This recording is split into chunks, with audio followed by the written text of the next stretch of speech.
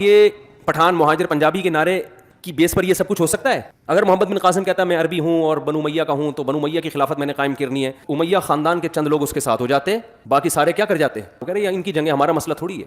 1920 में तुर्की खिलाफत का खात्मा हुआ है। मैं भी जब वहाँ गया ना इटली में, पेरिस में, तो पेरिस में हमने मुसलमानों की तोपें देखी। जो अलजायर में लड़ाई हुई थी ना भाई, फ्रांस की लड़ाई हुई थी अलजायर से, ये ज्यादा पुराना किस्सा नहीं है। तो अलजायर से इन्होंने तोपें पकड़ी थी। उस वक्त हम तोपें गैर मुस्लिमों से उधार नहीं लेते थे। अब तो हम पटाखा भी लेना हो ना तो चाइना से ले रहे होते हैं। पटाखा भी शबे बारात में हम खुद नहीं बना रहे। ये तो अब जवाल है ना, ये 100 साल पहले नहीं था। तोपें हमारी अपनी थी, बम हमारे अपने थे, साइंसदान हमारे अपने थे। अल्लाह ने ऐसा उरूज दिया मुसलमानों को कि साइंटिस्ट भी हमारे।